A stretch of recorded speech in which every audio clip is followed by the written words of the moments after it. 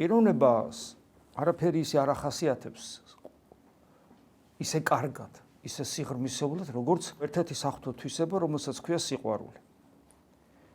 მაგრამ ამ თვისებამ ძალიან სერიოზულად განიცადა დეგრადირება ამ სოფლიურ აზროვნებაში.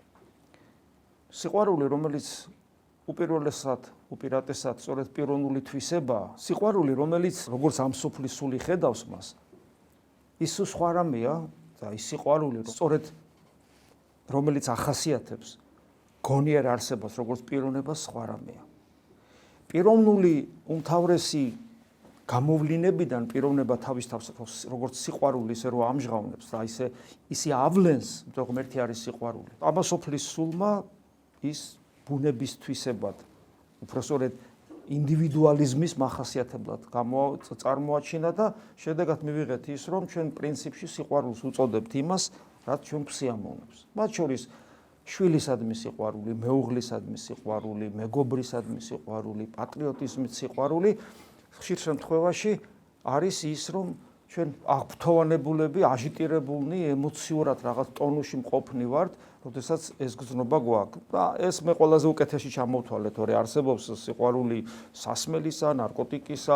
ეს არის სწორედ ეს, რაც ადამიანს სიამოვნებს, ამას სიყვარული დაარქვა. მაგრამ სიყვარული არის ღვთაებრივი თვისება, რომელსაც ღმერთი როგორც პიროვნება ავლენს და მისი უმაღლესი გამოვლინება იყო, რომ მოვიდა ადამიანად ჩვენთვის მოკვდა ჯვარცმა და ის თავგანწირვაში და სწორედ ინდივიდუალიზმის გაწირვაში, ბუნების გაწირვაში ვლინდება სიყვარული. ზუსტად აი აქ არის ზუსტად პიროვნულობის გამარჯვება, რომ შენი თავის გაწირვაც კი შეგიძლია, რომლითაც არსებობს შენი პიროვნება, ჩემი პიროვნება, ჩემი ბუნებით არსებობს, იმის გაწირვაც კი შემიძლია. აი ეს არის სწორედ პიროვნული ყოფიერება და აი ეს არის სიყვარულის უმაღლესი გამოვლინება ზუსტად. ამიტომაც არის მარხვა აუცილებელი. თანამედროვე ქრისტიანებს ესეც ეზარებათ ხოლმე. ესმით ესეც ეზარებათ. კი, თუ რაღაცა განსაკუთრებული ჯანმრთელობის რაღაც მდგომარეობა სხვა არის, მაგრამ როცა აი უფრო მეტად რაღაცა დისკომფორტი, დიახაც მარხვამ დისკომფორტი უნდა გაგაცდეინოს, აბა. დიახაც უნდა შეგაწუხოს. დიახაც უნდა პრობლემები არა ჯანმრთელობის გულისხმობ. ჯანმრთელობის სიტუაცია როცა იქ სხვა არის. გულგრილობა, ეს არის გულგრილობა. ეკლესია რო გიწესებს, სიწყვილა კი არ გიწესებს.